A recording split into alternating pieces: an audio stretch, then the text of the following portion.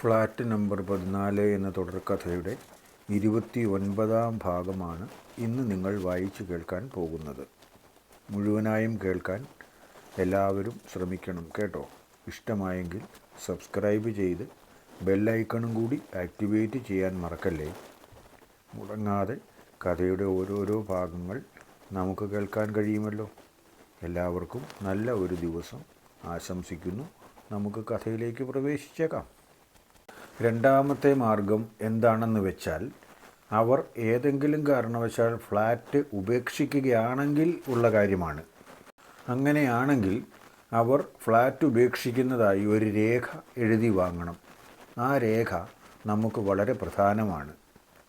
അതിനായി നിങ്ങൾ തന്നെ പോയി ഓരോരുത്തരെയും കാണുകയും ചെയ്യണം. അവർ തന്ന പണം ഒരു കാരണവശാലും തിരിച്ചു കൊടുക്കാൻ കഴിയില്ല. കാരണം ഇവിടെ വിശ്വാസവഞ്ചന വന്നിരിക്കുന്നത് അവരുടെ ഭാഗത്തു നിന്ന് തന്നെയാണ്. വിശ്വാസവഞ്ചനയ്ക്ക് കേസ് കൊടുക്കാതിരിക്കുന്നത് നമ്മുടെ മര്യാദ. അതും നമുക്ക് അടുത്ത തലവേദനയാകും. ഓരോരുത്തരെയും പോയി കാണണം. അവരിൽ നിന്നെല്ലാം രേഖ എഴുതി വാങ്ങുകയും ചെയ്യണം. എന്ത് ചെയ്യാം, പണം കിട്ടണമെങ്കിൽ ഇങ്ങനെ കുറേ ബുദ്ധിമുട്ടുകളൊക്കെ ഉണ്ട്.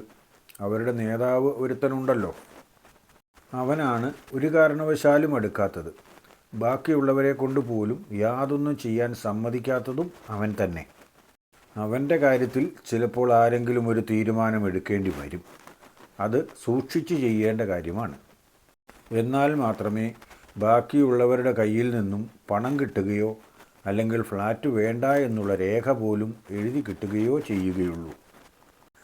നിങ്ങൾ എന്താണ് മറുപടിയൊന്നും പറയാത്തത്?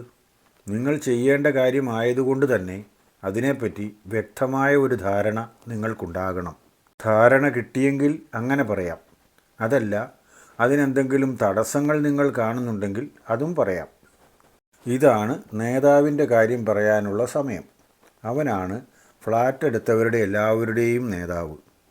അവൻ അറിയാതെ ആരും പണം തരില്ല.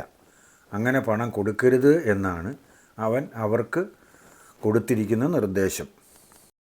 അതിന് നമുക്ക് മുൻപിൽ വളരെ പ്രധാനപ്പെട്ട ഒരു തടസ്സമുണ്ട്. വെങ്കിടേഷ് എന്നാണ് അയാളുടെ പേര്. ഇവിടുത്തെ അറിയപ്പെടുന്ന ഒരു ഗുണ്ടയാണ്.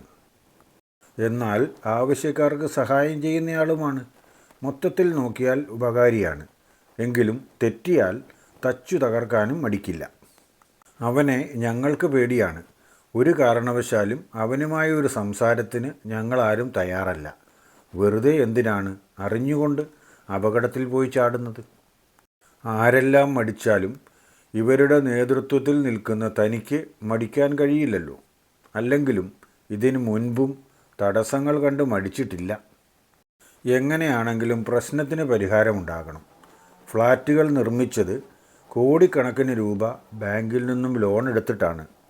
ആ പണം തിരിച്ചടയ്ക്കണമെങ്കിൽ ഫ്ലാറ്റുകൾ വിറ്റുപോകണം. വിൽക്കണമെങ്കിൽ ആളുകൾ വാങ്ങണം. വാടകയ്ക്ക് ആരെങ്കിലും എടുത്താൽ പോലും അതൊരു സ്ഥിര വരുമാനമായി കണക്കാക്കാൻ പറ്റില്ല. അതുകൊണ്ട് തന്നെ എന്തെല്ലാം വിഷമതകൾ സഹിച്ചാലും അത് വിറ്റേ പറ്റൂ. നിങ്ങൾക്കല്ലേ അപകടത്തിൽ പോയി ചാടാൻ മടിയുള്ളത്? എനിക്ക് അങ്ങനെ യാതൊരു മടിയുമില്ല. ആ കാര്യം ഞാൻ തന്നെ കൈകാര്യം ചെയ്തു കൊള്ളാം.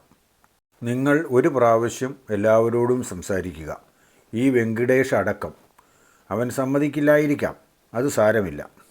അയാൾ എതിർത്തു പറഞ്ഞാലും അങ്ങോട്ട് കയറി കോർക്കാനൊന്നും നിൽക്കണ്ട. വിവരം എന്നോട് പറഞ്ഞാൽ മാത്രം മതി. അപ്പോൾ ഉയർന്നു വന്ന പ്രശ്നം നേരിട്ട് കാണാത്ത ആളിനെ എങ്ങനെ വിവരമറിയിക്കും എന്നതാണ്. അതിനുള്ള മാർഗവും തരുമായിരിക്കും. വിളിക്കണമെന്ന് വെച്ചാൽ അതിന് പറ്റുന്ന നമ്പർ പോലും ഇതുവരെ തന്നിട്ടില്ല. മെസ്സേജ് വന്ന നമ്പറിൽ തിരിച്ച് മെസ്സേജ് അയക്കാമെന്ന് വിചാരിച്ചാൽ അതും നടപ്പില്ല. കാരണം ഇങ്ങോട്ട് മെസ്സേജ് വന്നു കഴിഞ്ഞാൽ പിന്നെ തിരിച്ചങ്ങോട്ട് ആ നമ്പറിൽ യാതൊന്നും ചെയ്യാൻ പറ്റില്ല. വിളിച്ചാലും മെസ്സേജ് അയച്ചാലും ആ നമ്പർ ഉപയോഗത്തിലില്ല എന്നാണ് പറയുന്നത്. ഒരുമാതിരി കള്ളന്മാരൊക്കെ ചെയ്യുന്നത് പോലെ. അടുത്ത മീറ്റിങ്ങിൽ വച്ചല്ലാതെ താങ്കളെ അറിയിക്കാൻ ഞങ്ങൾക്കൊരു മാർഗവും അറിയില്ല. അങ്ങനെ എന്തെങ്കിലും സാധ്യതയുണ്ടെങ്കിൽ അതിനുള്ള വിവരം തരണം. എന്നാൽ ഞങ്ങൾ അയാളുമായും മറ്റുള്ളവരുമായും സംസാരിച്ചിട്ട് കിട്ടുന്ന വിവരം എന്താണെന്നാൽ അത് അതേപടി അങ്ങ് അറിയിക്കാം. അവരോട് സംസാരിക്കാമെന്ന് സമ്മതിച്ചല്ലോ. അതുതന്നെ വളരെ നല്ല കാര്യം. ഇനിയിപ്പോൾ സംസാരിച്ചിട്ട് കിട്ടുന്ന മറുപടിയാണ് പ്രധാനം.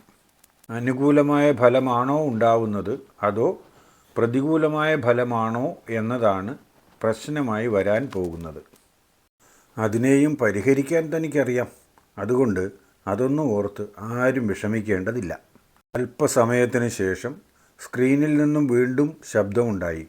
അതും അവർ സശ്രദ്ധം ശ്രവിച്ചു. ആ ബുദ്ധിമുട്ട് ഞാൻ മനസ്സിലാക്കിയിട്ടുണ്ട്. അപ്പോൾ അതിനുള്ള വഴി ഉണ്ടാക്കി തരാം. എന്തായാലും നിങ്ങൾക്ക് ഇന്ന് സംസാരിക്കാൻ കഴിയില്ലെന്ന് എനിക്കറിയാം. അല്പസമയത്തെ നിശബ്ദതയ്ക്ക് ശേഷം വീണ്ടും ശബ്ദം മുഴങ്ങി കേട്ടു. നാളെയും മറ്റന്നാളുമായി നിങ്ങളെല്ലാവരോടും സംസാരിക്കുക. മറ്റന്നാൾ വൈകുന്നേരം നിങ്ങളുടെ ഫോണുകളിലേക്ക് വിവരമറിയിക്കാനുള്ള നമ്പർ അയച്ചു തരാം. ആ നമ്പറിൽ പിന്നീട് ബന്ധപ്പെടാൻ കഴിയും എന്ന് തോന്നുന്നില്ല. ഒറ്റ പ്രാവശ്യത്തേക്കാണ് മിക്കവാറും ഒരു നമ്പർ ഉപയോഗിക്കുക. കൂടെയുള്ളവരെ പോലും വിശ്വാസമില്ലാത്തതുകൊണ്ടാണല്ലോ ഇയാൾ ഇത്ര ഒളിഞ്ഞിരിക്കുന്നത്.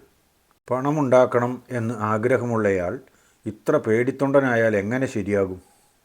അതോ അയാൾക്ക് വേണ്ടി പ്രവർത്തിക്കാനും മരിക്കാനും തങ്ങളെപ്പോലുള്ളവർ ഉള്ളതുകൊണ്ടായിരിക്കുമോ? അങ്ങനെ എല്ലായ്പ്പോഴും ആളുകൾ ഉള്ളതുകൊണ്ട് അയാൾക്ക് എപ്പോഴും അപകടത്തിൽ നിന്നും മാറി നിൽക്കാമല്ലോ. സ്ക്രീനിൽ നിന്ന് വീണ്ടും അയാളുടെ ശബ്ദം കേട്ടു. ഞങ്ങൾ പരസ്പരം ഇപ്പോൾ പറഞ്ഞ കാര്യം അറിഞ്ഞിട്ട് അതിന് മറുപടി തരുന്നതാണോ അതോ പുതിയതായി വല്ലതും ആയിരിക്കുമോ? എന്തു തന്നെയാണെങ്കിലും അയാൾ പറയാനുള്ള പുറപ്പാടാണ് എന്ന് ലക്ഷണങ്ങൾ കാണിക്കുന്നു. ഒളിഞ്ഞിരുന്നാലും നേരെ വന്നാലും പണമുണ്ടാക്കണമെങ്കിൽ പണമുണ്ടാക്കാം. അതിനുവേണ്ടി നേരിട്ട് പ്രവർത്തിക്കണം എന്നൊന്നുമില്ല. അതിനുള്ള മാർഗങ്ങളെപ്പറ്റി നിങ്ങളാരും എനിക്ക് പറഞ്ഞു തരികയും വേണ്ട. പിന്നെ ഞാൻ ഭയപ്പെട്ടിട്ട് മറഞ്ഞിരിക്കുന്നതല്ല. ആ കാര്യം നിങ്ങൾക്ക് ഒരു ദിവസം ബോധ്യപ്പെടും. അതുവരെ നിങ്ങൾ ബാക്കിയുണ്ടെങ്കിൽ മാത്രം. എന്താണ് അയാൾ അവസാനം പറഞ്ഞത്? അതുവരെ നമ്മൾ ബാക്കിയുണ്ടെങ്കിൽ മാത്രമെന്നോ? വായിക്കുകയും കേൾക്കുകയും ചെയ്യുമ്പോൾ നിങ്ങൾക്ക് തോന്നുന്ന അഭിപ്രായങ്ങളും നിർദ്ദേശങ്ങളും എന്തുതന്നെയാണെങ്കിലും താഴെ കമൻ്റായി രേഖപ്പെടുത്തണേ. ഇഷ്ടമായാൽ ലൈക്ക് ചെയ്യാനും കൂട്ടുകാർക്കും ബന്ധുക്കൾക്കുമൊക്കെ ഷെയർ ചെയ്തു കൊടുക്കാനും മറന്നേക്കല്ലേ. അടുത്ത പാർട്ട് മറ്റന്നാൾ തന്നെ പോസ്റ്റ് ചെയ്യും. സാധാരണ പോലെ ഉച്ചയ്ക്ക് 12 മണിക്ക് തന്നെ. എല്ലാവർക്കും നന്മ വരട്ടെ. ഓക്കേ.